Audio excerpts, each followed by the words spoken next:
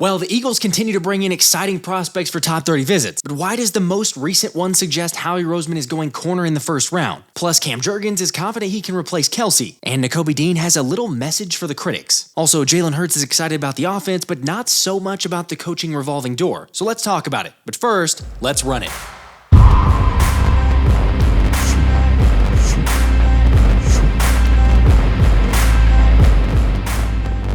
Hey guys, we are just about 1 week away from the draft, and hopefully we catch that big fish we all want. Although unlike last year, it may not be as straightforward since about 99% of us wanted Jalen Carter. But speaking of the bread man, he and James Bradberry will be competing in a CBS saltwater fishing tournament this Saturday, as they take on several other NFL players like Brian Burns, Alvin Kamara, and Quinnen Williams to name a few. Now, the best part about the event is that it benefits active U.S. Coast Guard members, veterans, and their families, so hopefully they fill up the boat.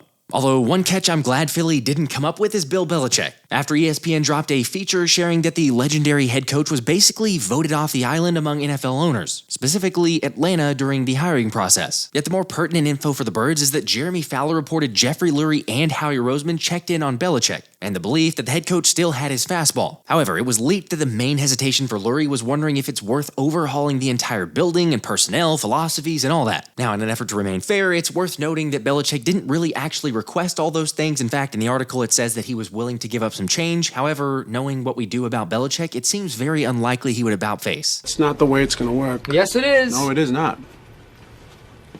No, it is not. Look, I know this is polarizing and some people hate it, but thank goodness we didn't get Belichick. Sure, there were other options for a head coach, but I never thought Belichick was the right answer for Philly. Yet having said that, the future Hall of Famer did list the top 3 places he'd want to coach next season as Dallas, Washington, or Philly. Except let's remember, Howard Eskin already reported previously that Jeffrey Lurie is not a fan of Belichick, so ain't no way that's happening. And then Clay Harbor also added to the notion, saying, I personally remember him speaking about Spygate and how he loved beating the Pats. And fine, there's 2 sides to every story, so who knows, but how would y'all feel about Belichick eventually landing up with the Eagles? Let's just say I wouldn't feel the same way about that as I do for the DeVonta Smith signing, as Howie continues taking care of business in what he called a success story in re-signing former draft picks, citing that it's a big motivator to other guys in the room that, hey, you know what, if you come here and do the right thing, you don't have to leave. Now sure, Hassan Reddick wasn't drafted by Philly, yet I think he proved more than enough during his time. However, like we all know, it's a business and tough decisions have to be made, which is why Howie called the departure bittersweet while also being a win-win. Win, win, win. No. I get it, time will tell if this ends up being a good move after all, but at least the GM is sticking to his whole youth movement philosophy, as the Eagles continue to show signs that they'll invest in the defense early in the draft, with Anthony DeBona noticing Max Melton sharing that he was at the NovaCare complex yesterday ahead of the local pro day. And I'm telling you, Melton makes so much sense for me on the Eagles, as someone who's been described by multiple scouts as having tremendous footwork and fluidity and has the ability to start from day one. Plus, 6 foot, 190 pounds is definitely a big added benefit. Like for real, I mean, the more that I watch, Melton just seems tailor-made for Vic Fangio's defense, with his versatility, athleticism, and strengths playing off coverage. Oh yeah, you guys also know that he tested as the 3rd most athletic quarterback in the class, so there's that as well. But it's the local thing that might give him a leg up on the competition, and also for a guy like Jeremiah Trotter Jr., preference with Howie Roseman. I'm biased towards our hometown players. I'm biased towards the people who have legacy with this franchise, so I think that's hard. And I think that's why, you know, when Coach talked about getting a lot of the information and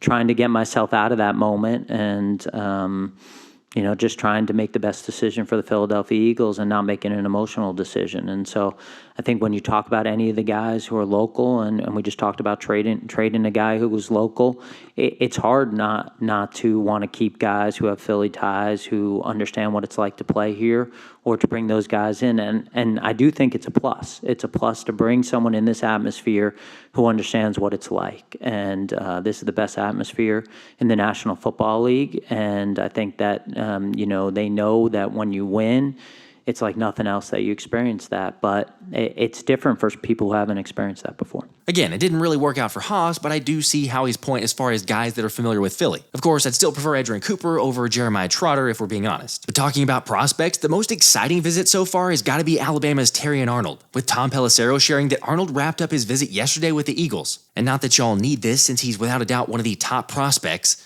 but Arnold could arguably be the best cornerback in the class, one who's described as a twitchy man-cover corner who will sit under your chin and play tight press man all day long. Let's just say having this dude matched up against you as a receiver does not make your day very fun. And at 6 foot, 190 pounds, he shows the physicality and run support while not shying away from contact to bring the ball carrier down. I mean, there's very little to nitpick and criticize in his game, quite honestly. Although he's not the best when it comes to off-man or quarters coverage, which is why personally, I'd still probably take Quinyon Mitchell as my cornerback 1. But like one NFC scout shared, even though Kool-Aid McKinstry is more reliable and consistent than Arnold, Arnold has more pure cover talent. Look, I love the potential, but I mean, let's be honest. The only way that you're drafting Arnold or Mitchell or heck even Cooper DeJean is if you trade up, which it doesn't sound like Howie Roseman is necessarily opposed to making a move for the right guy. Obviously, corners are a huge part of playing defense in the National Football League right now.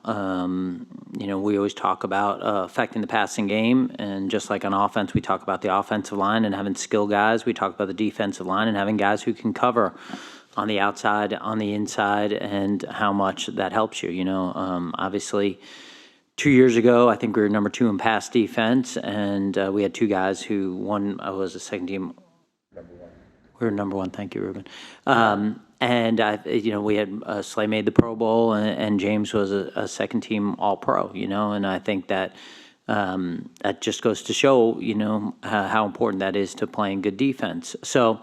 Always, I've felt that's a priority. Obviously, when you give those numbers, those are compelling. We found different ways, and really going back to me being here, and even as a personnel director, we have signed some Pro Bowl caliber corners or traded for Pro Bowl caliber corners. So we've kind of probably done it a different way, but. Yeah, you're right. Obviously, those numbers are what they are. Some of those second-day guys maybe had more success after they left here than they did here as well. So I think going back and looking at the things that you've missed on is important. And, we've certainly done that at the cornerback position. That's important, admitting the mistakes, then also going back to look at where you missed previously. And honestly, I think it's a legit possibility for Philly to take a corner. I mean, heck, just look at the DraftKings odds for corner being tied with offensive line now for the Eagles' first pick in the draft. Oh my God! Okay, it's happening. Everybody stay calm. What's the procedure, everyone? What's the procedure? Stay calm! Okay, but let's not get carried away. Although Terrion Arnold is trending in the right direction. When it comes to playing football, I feel like this is something I was born to do. Like, you got guys like LeBron James, Michael Jordan, Kobe Bryant, like they were born to play basketball. And I feel like Brian Dawkins, Deion Sanders, guys like that were born to play football, and I'm one of them. So at a young age, I knew very, very early this is something that I was going to do. Look, I'm not going to lie. It's definitely excited to get hyped up on cornerbacks. Yet Howie drafting a replacement for Lane Johnson also seems inevitable as well. After he shared his philosophy saying, look, you can do one of 2 things. You can tell someone how Jason Kelce or Lane Johnson did it, or you can show them by having them sit behind the guy for a year or 2. And I don't know about you, but I'm a visual learner, so to get to sit behind one of the GOATs for at least a year or 2 is really the best case scenario, which new starting center Cam Jurgens also agrees with that. I think it's very valuable. I learned so much playing behind him my first year, and then this last year again, play guard, playing beside him, and just, every single day there's something to learn. So it was just fun being in that room, being in that environment, and just learning. There's something every day. It's a very active room. It's really fun how Stout really sets up the O-line room. He gives everybody like an opportunity to speak and help coach, and it's not just to sit down and listen and hear what we're going to do for the day. It's everybody's involved in game planning, and so Kelce's voice really like showed throughout the room. Everybody listened when he spoke, and it was really helpful and insightful. And so like it's easy to follow somebody like that and learn from that. So yeah, it's just going to be a little different without him this year. At the end of the day, just be myself. I'm not trying to be somebody's replacement or somebody's next person. Like, I'm just trying to be myself. Can I be the best football player I can be in wherever position they put me? That's what I'm going to do. I'm not worried about anything else besides what I can control, and I think that's all I got to worry about in the end of the day. I think when you start putting in those perspectives and those terms, and people like to compare, and then it's just, you just put different things on your shoulders that you need to carry, and really it's like, what can I do today? What can I do to learn? What can I do to get better?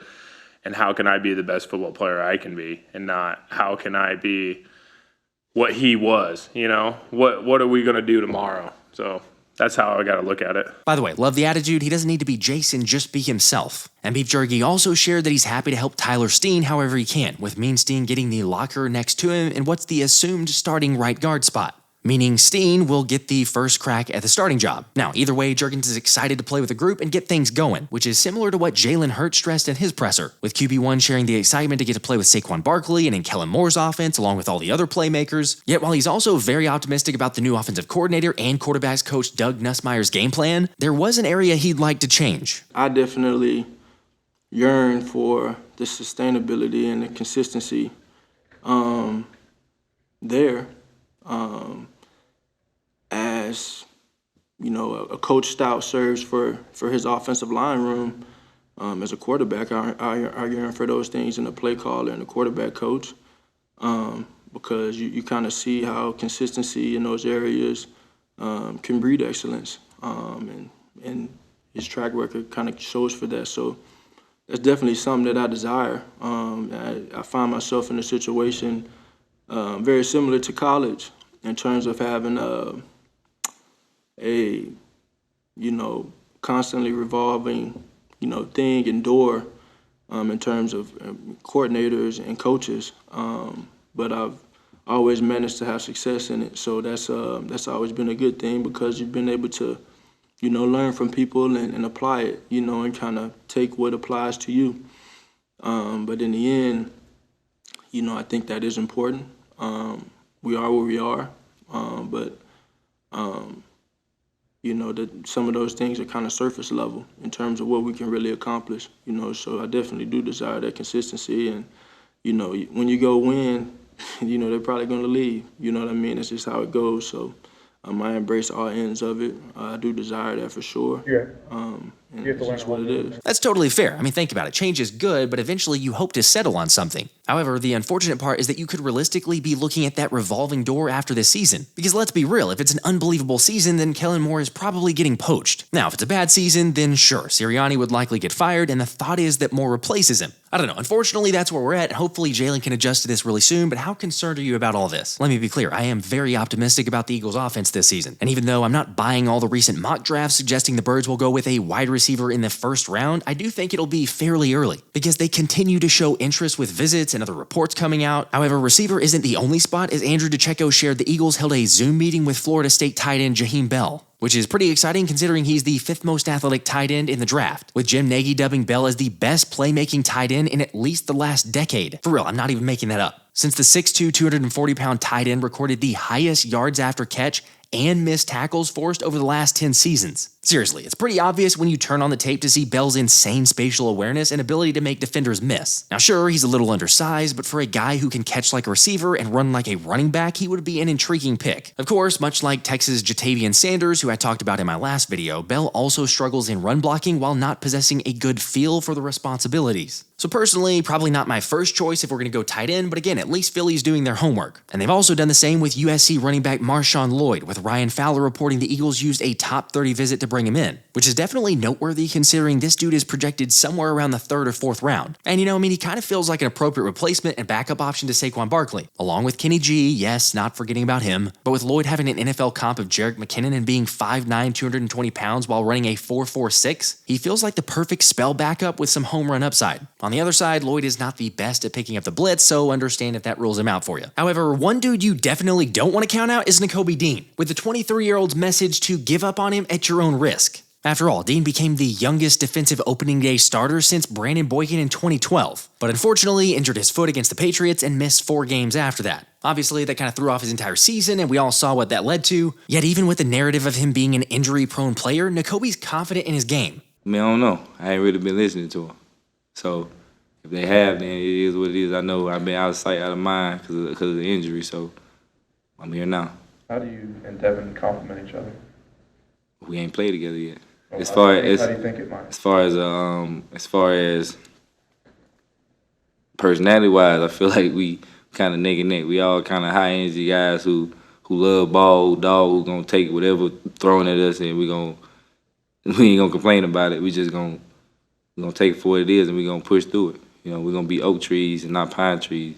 We gonna stand strong in the wind. We ain't lean over with the win. Okay, look, I'll say this. I am hopeful that Nakobe can keep it all together and stay healthy because he's obviously motivated to prove people wrong. And let's not forget that Devin White even talked about motivating and pushing each other. Being able to work with him, I think we could teach each other. We can motivate each other as well, because I think I used to motivate Levante being a younger guy, and he wanted to keep up with me. And now I'm still a young guy, and he's a young guy, and I think we just want to just beat each other. It's just far as, everything. Beat me to the ball, beat me to the building, work harder than me in the weight room. Like, I'm going to challenge him, and hopefully he going to challenge me back. And I think we'll just make each other better. I do love the whole iron sharpens iron thing. However, just because I'm confident in Nakobe, or at least hopeful in Nakobe, does not mean that I want to backtrack on drafting Edgerrin Cooper. Although curious, where are you putting Nakobe's floor and ceiling on the defense? By the way, for those wondering, Nakobe seems to definitely be progressing in the right direction after suffering the Lisfranc injury to his left foot. Got hurt, had surgery, had got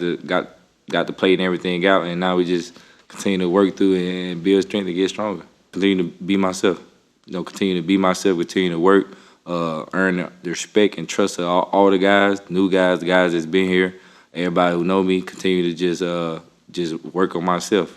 I feel like that's the biggest thing, just work on myself, and everybody got to step up. Every single one of us.